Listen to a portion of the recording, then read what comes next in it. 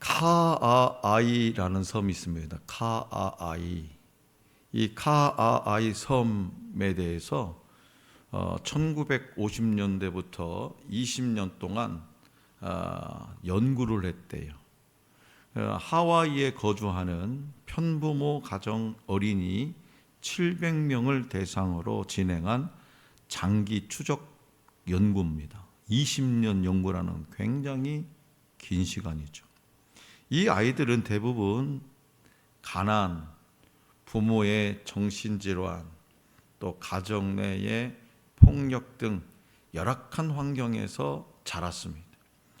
이 연구는 힘들고 어려운 환경에서도 일부 아이가 훌륭한 성인으로 성장할 수 있었던 원인이 뭐냐, 도대체 또 아무리 뒤져봐도 저렇게 훌륭하게 자랄 수가 없는데 도대체 그 원인이 뭐냐, 그것을 파악하는 데에 집중했습니다.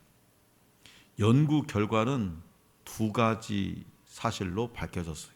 첫째는 이들이 가정에서 가난하고 부모가 한 명이고 편부모고 환경이 좋지 않아도 이들이 가정에서 가족의 지지를 받으면서 자랐다는 거예요. 가족의 지지를 받아서 예쁘다고 하고 스킨십도 해주고 너는 할 수 있다고 해주고. 둘째는 이들이 긍정적인 교사와의 관계 같은 이 사회적 관계의 지원을 경험했다는 거예요. 그러니까 교회 가면 어른들이 아이고 이쁘다. 오늘은 대거 지금 4명의 우리 어린 생명들이 지금 안 왔어요. 예, 다 이유가 있어요. 전화가 왔어요. 예, 그렇지만 그들이 교회 올 때 이쁘다고 하고 사랑스럽다고 하고, 집에서는요 천덕꾸러기로 내놨더라도 교회 오면 우리 모두가 사랑으로 막 해주는 거예요. 제가 어제 옛날 사진을 한번 뒤져봤어요. 옛날 사진. 어제 우리가 그 기도원 갔다 왔잖아요. 광흥기도원 14년 전에 40일 금식 기도한 장소를 14년 만에 제가 갔잖아요. 그래서 그때 나의 모습을 사진으로 내가, 그때 스마트폰도 아닌데 찍어 놓은 게 있었어요. 그때 나의 모습 어땠지? 물론 목사님도 만났긴 했지만 봤어요. 찾아봤어요. 했더니 참 은혜가 충만하더만요. 사진만 봐도. 그런데 아이들, 우리 교회에서 자란 아이들이 막 어렸을 때 눈에 들어오는 거, 예리, 수한이, 수민이, 수연이, 한이, 한비 막 이런 애들이, 또 라엘이는 아주 갓난애기 있고 막 보이는 거야. 그래서 한 장씩 보내줬어요. 내가 너희들의 흑역사를 다 알고 있다. 그땐 예리는 나는 흑역사가 아니고 과거의 아름다운 이야기라네. 아무튼 가정에서 지지를 잘 받나 봐, 우리 예리가. 그리고 교회에서 긍정적인 우리 성도들의 관계의 지원을 많이 받았다고 봐요. 근데 수환이는 아직 고3이라 좀 무섭고 안 보냈어요. 어떻게 반응할지 모르니까. 아직 중2병이 남아있을 수 있어가지고 안 보냈어요. 근데 수민이는 보냈는데 아무 대꾸가 없더라고. 내가 최고로 예쁜 사진을 보내줬거든요. 최고로. 네, 그랬더니 오늘 아침 왜 아무 대꾸도 없냐 했더니 뭐라고 했다고? 네? 그냥 무시했다고? 야, 세상에. 자, 건강하게 잘 자랐어요, 우리 아이들이.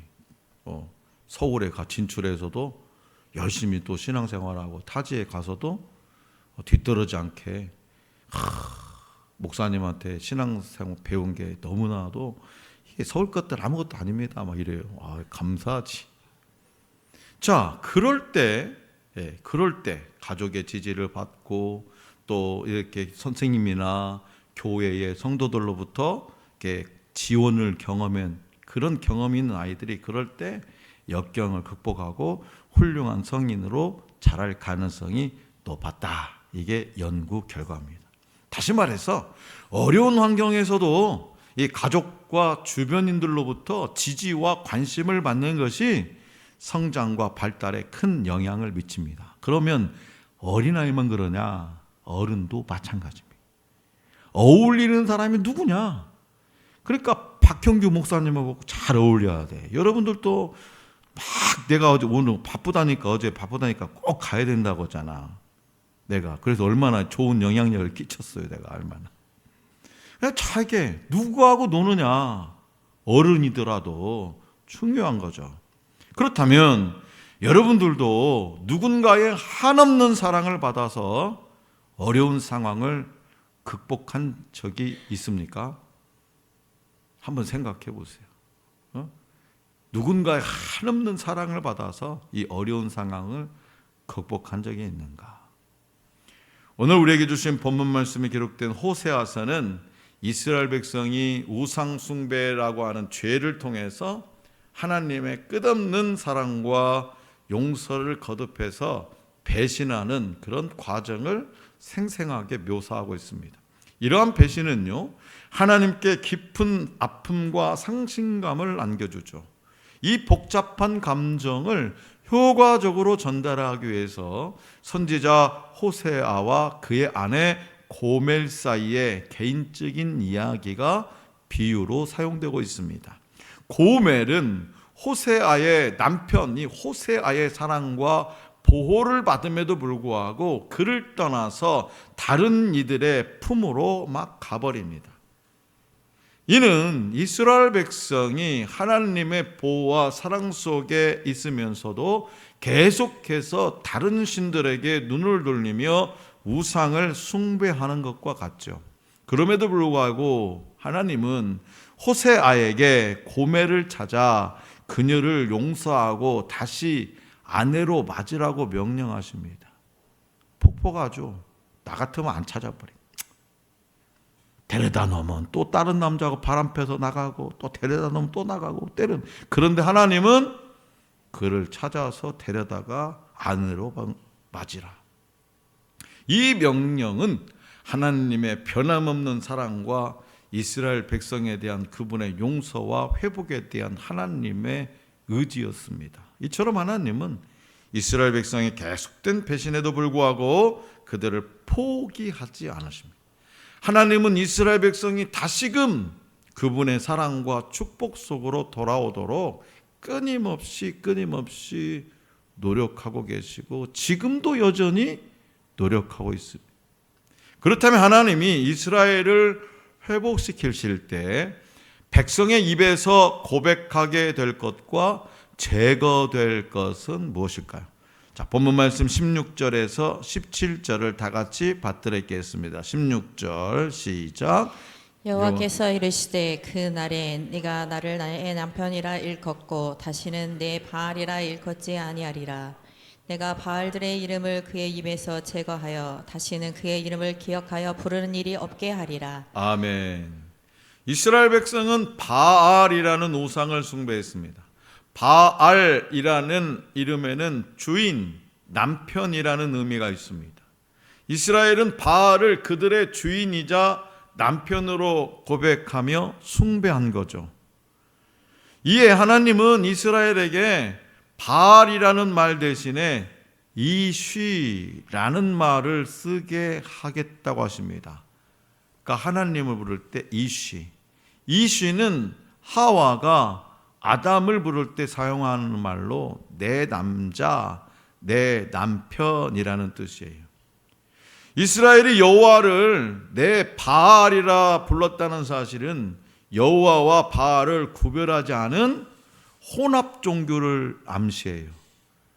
교회도 다니면서 신년 초가 되면은 점쟁이도 찾아가서 점도 보고, 그뿐만 아니라 또 교회 다니면서 자기 마음대로 생각하고 판단하고, 이런 게 뭐냐?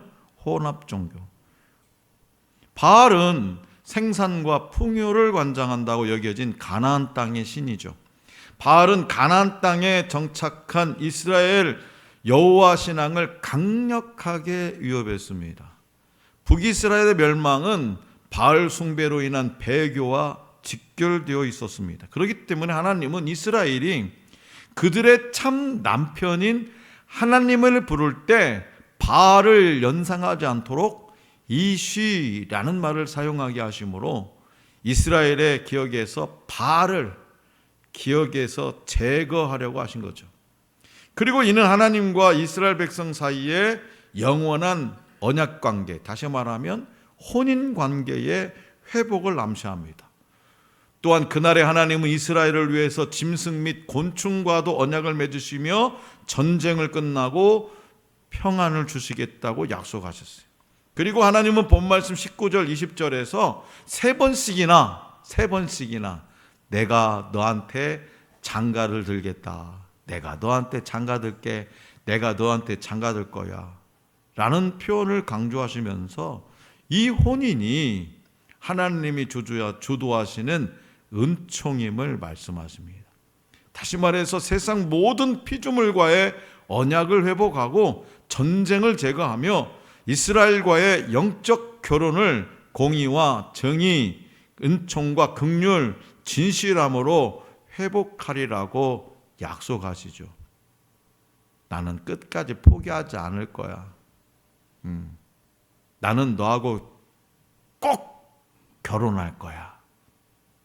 너가 아무리 죄를 지어도 나에게 돌아오게 할 거야. 그리고 나는 너와 결혼할 거야. 이게 하나님의 말씀이에요. 그렇다면 오늘 저와 여러분들의 삶에서 이 우상을 제거하고 주님만을 의지하며 사랑하려면 어떤 태도와 기도가 필요할까요? 하나님은 이스라엘 백성에게 이쉬라는 말을 통해서 하나님만이 내 남편임을 고백하는 데서 그치지 말라고 말씀하십니다. 당신은 내 남편이지, 그래놓고 밖에 나가면 또 다른 짓 해. 말로만 하지 말고 하나님은 이스라엘 백성들의 삶에서 우상을 제거하라고 말씀하셔요. 그러니까 남편 이외에 사랑하는 모든 것들을 끊으라는 거죠. 다른 남자들한테 눈길도 주지 말아요. 남편보다 더 사랑하는 우선순위하는 것을 생각지도 말아라 이거죠. 남편 내 팽개치고 막 돈 버는데 혈안돼 가지고 눈이 뻘개지면 안 된다 이거요. 남편하고 얘기도 해주고 놀아도 주고 하라 이거요. 그뿐만 아니라 하나님만을 진정한 남편이자 주인으로 인정하고 모시기 위해서는 이 마음가짐의 변화가 있어야 된다는 거예요. 강력하게 말씀하세요. 마음의 변화가 있어야 된다. 우상과 하나님을 겸하여 섬기는 이 혼합 종교는 하나님의 철저한 심판의 대상입니다. 그렇기 때문에 이 시대에 하나님 백성인 저와 여러분들은 하나님의 의로움과 정의, 인애와 긍휼 등을 일상에서 어떻게 실천하며 살아가야 할지를 늘 고민해야 되는 거죠. 이를 위해서 저와 여러분들은 하나님을 우선순위에 두는데 방해되는 것, 또 하나님보다 더 가치를 두는 것, 시간과 열정 등을 가장 많이 쏟는 것 등이 뭐냐, 그것을 진지하게 고민하고 성찰해야 되는 거죠. 예를 들어서 지금까지 이기적인 목표나 물질을 추구했다면 이제는 타인을 돕고 공동체를 위해서 헌신하는 삶을 선택해야 돼. 이러한 삶의 변화와 전환은 하나님과 더 깊은 관계로 나아가는 과정에서 일어나는 결과물입니다. 또 매일매일 나의 일상을 점검하고 나의 우상은 무엇인지 살펴보고 그곳에서 어떻게 벗어날 수 있는지, 그곳에서 어떻게 하나님과 가까워질 수 있는지 대책과 방안을 찾아야 되는 거죠. 그럴 때 저와 여러분들이 이기적인 신앙에서 벗어나서 이타적인 신앙으로 하나님이 기뻐하시는 믿음의 삶을 살 수 있다는 것을 기억하시기 바랍니다. 이런 믿음의 삶을 살아갈 때에 하나님은 세상 만물을 주관하셔서 저와 여러분들의 삶을 굳건하게 지켜주십니다. 하나님이 지켜주시지 않으면 집을 세우는 자의 수고도 헛되고 파수꾼의 깨어 있음도 허사합니다. 아무리 내가 내 것을 막 어떻게 해서든지 내가 돈 모은 거 막 내 명예 내가 어떻게 해서 여기까지 올라왔냐 이것을 막 지키려고 노력해도 하나님이 지켜주지 않으면 한순간이 아니에요. 한순간. 윗사람 잘못 만나가지고 이번에 7명의 별 4개 대장들이 싹 잘립니다. 내란 동도자들은 이미 감옥에 가 있습니다. 무기징역입니다. 자기들 얼마나 노력했어요. 얼마나 공부 열심히 했어요. 대한민국에 육사 들어가려면 얼마나 공부 열심히 합니까? 그런데 하나님이 지켜주지 않으면 이 집을 세우는 자의 수고도 헛되고 화수꾼의 깨어있음도 헛됩니다. 저와 여러분들도 하나님이 지켜주실 때 평안한 삶을 살아갈 수 있습니다. 자, 그렇다면 하나님은 그분을 버린 이스라엘 백성에게 이 회복을 약속하시면서 어떻게 하시겠다고 말씀하셨을까요? 자, 본문 말씀 23절입니다. 23절 다 같이 시작. 내가 나를 위하여 그를 이 땅에 심고 긍휼히 여김을 받지 못하였던 자를 긍휼히 여기며 내 백성이 아니었던 자에게 향하여 이르기를 너는 내 백성이라 하리니 그들은 이르기를 주는 내 하나님이시라 하리라 하시니라. 아멘. 하나님이 이스라엘 백성에게 주실 회복은 호세아와 고멜 사이에서 태어난 세 자녀의 이름을 통해서 확인할 수 있습니다. 그들의 이름은 이스라엘, 로루하마, 로암미죠. 이스라엘은 북이스라엘의 지명이고 이름 뜻은 뭐냐? 하나님이 심판하신다입니다.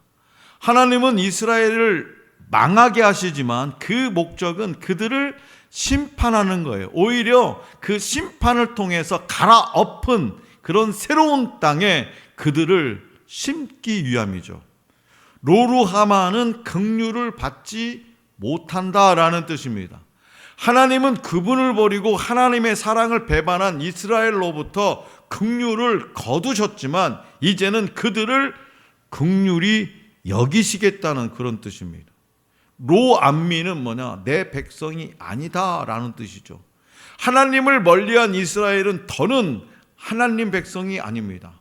하나님을 멀리하면 하나님 백성이 아니에요. 그들을 하나님 백성으로 공표했던 선언이 폐해지는 것도 아닙니다. 그러나 하나님은 그들을 사랑과 용서로 품으셔서 다시 하나님 백성으로 삼겠다고 하십니다.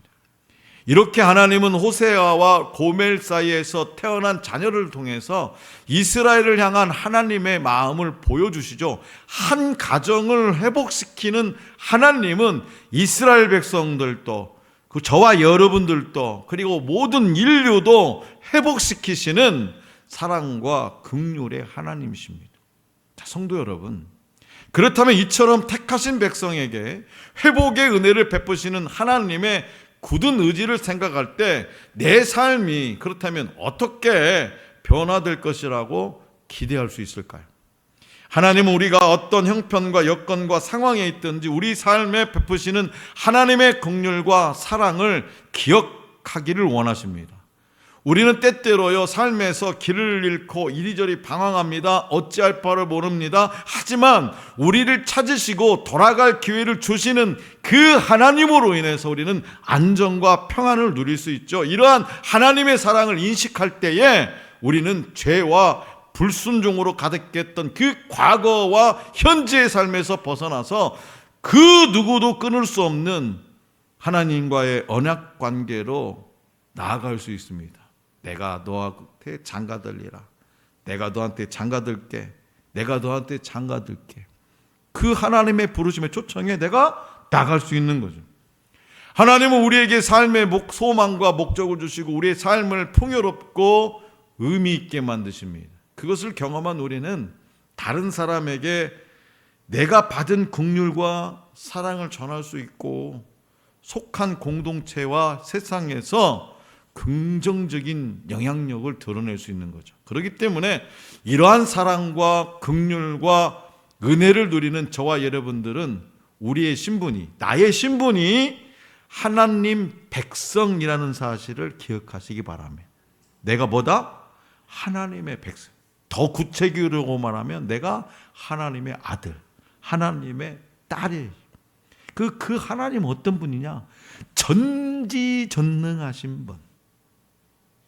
그 사람의 바로 직계 아들, 딸.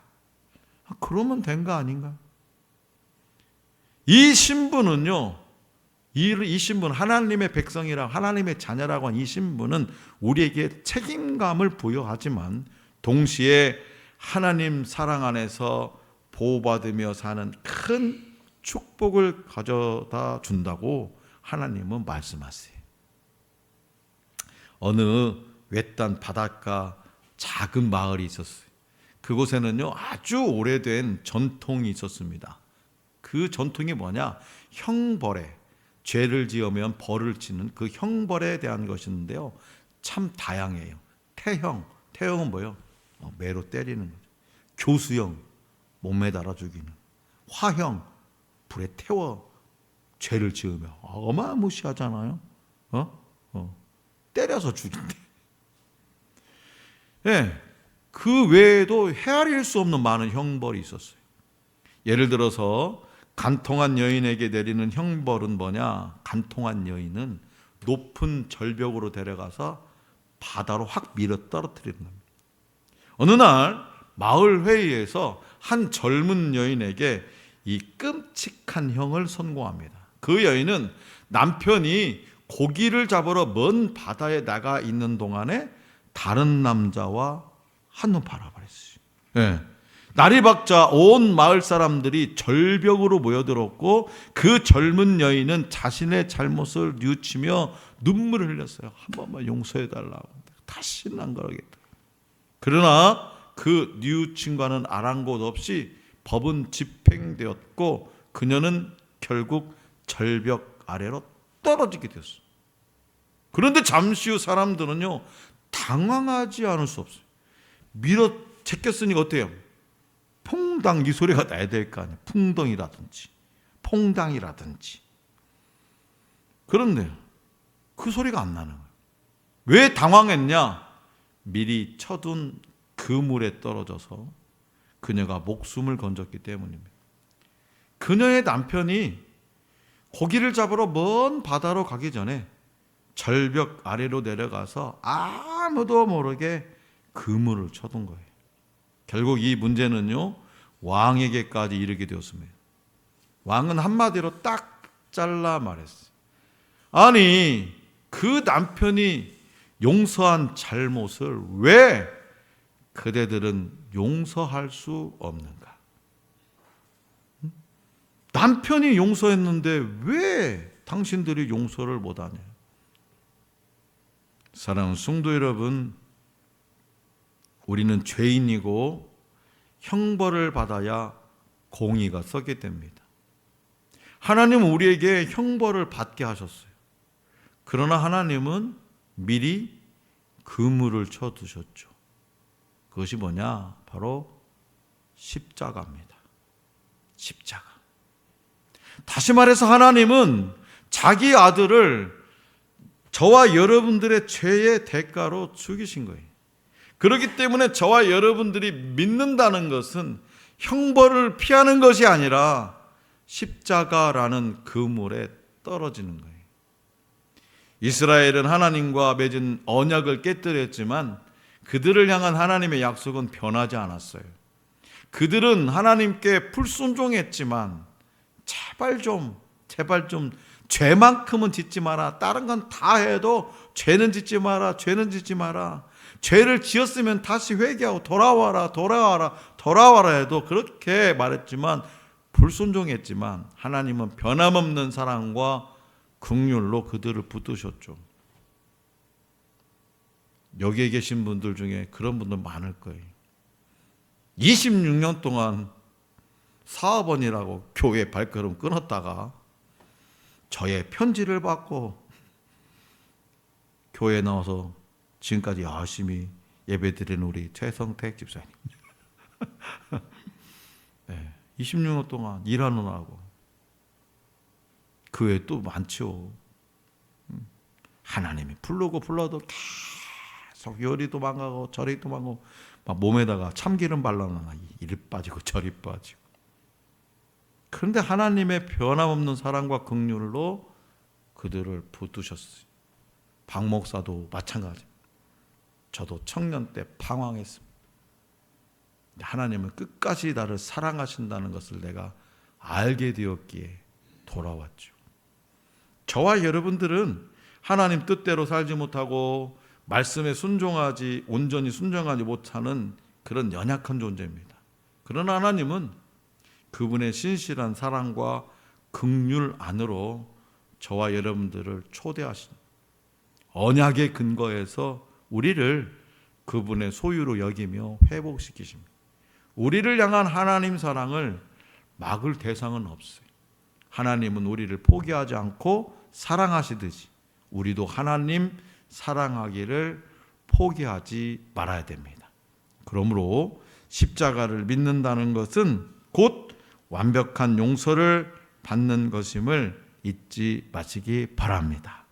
주님을 만나고 주님과 함께 살아가고 주님의 영광 안에 들어가는 것이 저와 여러분들이 할 일이고 우리가 오늘 누릴 수 있는 최고의 축복임을 마음 깊이 새겨둘 수 있기를 간절히 기원합니다.